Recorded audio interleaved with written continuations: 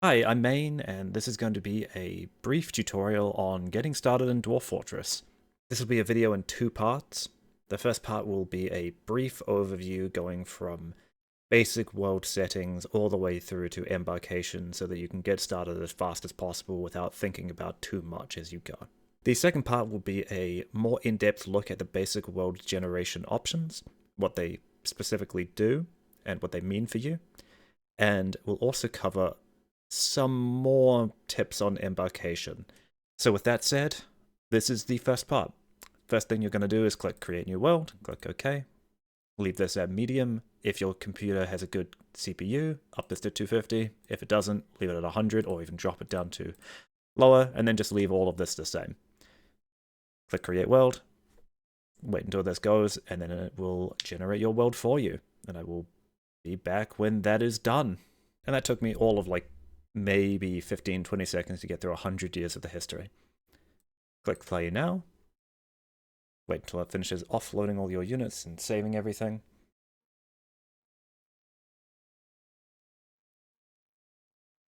And then click Fortress. Wait until it scans through the month. You can click Start Tutorial and watch it. I'm going to skip it. What you want to do now is click Find Embark Location. Click Fluxstone Yes. Aquifer No on both. A river, yes, and iron, yes. This is going to be the best setup for your very first fortress. You can figure stuff out later. Click begin, and then it will search through all of the possible places for a place that matches your criteria.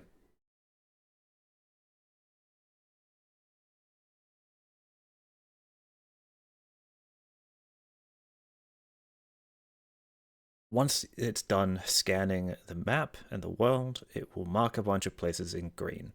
These are all locations that match the criteria we set on the right side here. You can then click your right mouse button to minimize that thing, and then just scan around. Find a place that you kind of like the look of, and then click with your left mouse button on that location. Click Embark in the lower right, and then you will pop up with a little box here. Place it over that green box that you have, and click Yes. It might be very dangerous, that's fine. For your first fortress, just click Play Now up here, and it will prepare your map for you. Load everything in.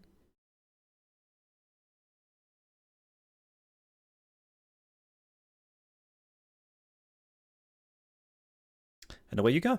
That's it. That's everything you need to get started with your very first fortress in Dwarf Fortress. Now would be a great time to do that YouTuber thing where I ask you to subscribe and like and leave a comment for engagement. And it's so cringe. It feels so cringe to do so, but it objectively helps, unfortunately. So if this has been helpful, please consider doing so. If you don't, well, next part of the video is up. This is part 2 of the video, which is a brief overview of each of these distinct settings and what they will mean generally for you. Map size is pretty self-explanatory. It's how many tiles by how many tiles your map is.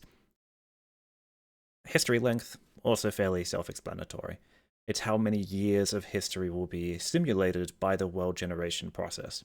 Setting this to 500 years will, as the game states, take a long time.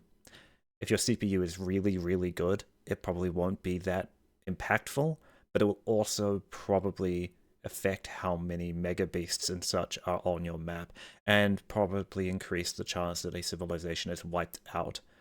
I usually set mine to 250, because it feels like a good number. And on my CPU, that's a pretty quick generation, given I leave the rest of these usually where they are. Number of civilizations refers to the number of distinct racial civilizations that are on your map. A very high number of civilizations will lead to a very high number of distinct racial civilizations. Multiple human, kobold, elf, goblin, and dwarf civilizations. Very low will obviously mean that there are a very low number of distinct civilizations, usually one of each type. And this can also lead to a civilization being wiped out. The chance of a civilization being wiped out on a very low setting can be increased by increasing your history length. So a 500-year generation cycle with a very low number of civilizations might mean that you end up with a world with only 2, 3 races. You might even skip out on elves, dwarves entirely. If a world does not have dwarves in it, you cannot play Dwarf Fortress. I would leave this personally at medium or even go to low. The maximum number of sites refers to how many distinct locations each of these civilizations can settle. Very high means that the world is going to be absolutely choked with towns, towers, pits, fortresses, elven forest retreats, that type of thing. Medium, once again, probably perfectly fine. Number of beasts doesn't really affect your fortress all that much. This refers to the number of titans, semi-titans, and forgotten beasts that are generated by the history of the world. Setting this to very low increases the chance that all of these beasts will be wiped out before you even start playing the game. Whereas setting it to very high increases the probability that a nation will just be wiped clean from the map by one of those beasts. This does not really affect your fortress, apparently. It doesn't seem to affect the amount of times your fortress gets attacked by beasts or the length of time between attacks. Natural savagery increases the ruthlessness of your world and increases the chance that you will get an extremely dangerous set of wildlife in your embarkation location, which means that you can have your dwarves wiped out within the first month if it's particularly bad. Very high, obviously, leads to a lot of very dangerous places. Very low leads to a lot of very calm places. If you're up for the challenge, or you just like to see dwarves die, set it to very high. I usually leave it at medium, but mineral occurrence. Mineral occurrence is the most important thing for you when you're just starting off in Dwarf Fortress. Very rare means that you will probably only have 2 types of metal ore on any given area you embark to. If it is something like gold and lead ores, you are fucked. Sparse, you'll have a couple here and there. Everywhere is, you're going to be lousy with metals. This is a good one to just set on everywhere for new players. There are lizards fighting in my skylight. Now that we've chosen our new place to embark to, we click Prepare for the Journey carefully. This will allow you to pick the bunch of stuff that you want to bring with you, as well as applying your dwarf skills. When you've chosen to embark carefully, you'll be presented with this screen, which can be a fair bit intimidating to begin with, but it's really not that difficult to get your head around when you get down to it. You just click each of these ones to change the skills of each of your dwarf. Click this tab to change the items, which is already set up with a bunch of stuff, which is very useful for you. I would leave most of this as it is. The step ladder's good, the crutches and all that's good. The most important thing to look for when you are scrolling through this list is that you have an anvil. If you don't have an anvil, you can't set up a forge. And if you can't set up a forge, you can't make another anvil. And it's extremely unlikely that any of your caravans will come with an anvil unless you specifically request it, which can be up to a year and a half after first embarkation for you to get an anvil and set up your metal smithery. Always check you have an anvil. Every single time. Please do so. It will fuck you if you don't. Checking through. Yes, good. Plump helmets here as well. Pigtails are good because they can be turned into pretty much anything. A slurry for paper, thread for cloth, cloth for clothes. They can also be brewed and they can be eaten. Here we choose our dwarven skills.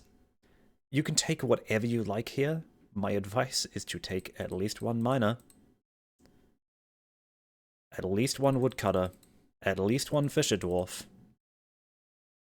at least 1 planter, at least 1 cook, who can also double as your brewer, at least 1 medical dwarf. There is nothing worse than having your dwarf get crippled and have nobody who can fix them. And I like to take at least 1 organizer. This will make managing your fortress later a lot easier. Then you'll notice you still have a lot of points left over. Maybe consider giving them some blacksmithery skills, furnace operating, butchering, wood carving and crafting, all that jazz.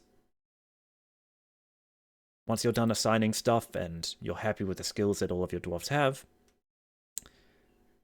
you can just click the embark button, or you can set your fortress name, group symbol, and you can save your profile if you wish to save your profile. Once you're done with that though, you just click embark. I am ready. And away we go. We're on the map. That's the video.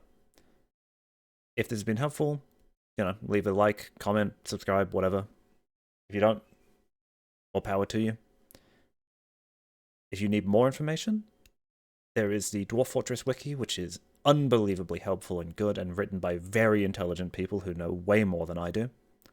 And yeah, that's that. I hope you have a good day.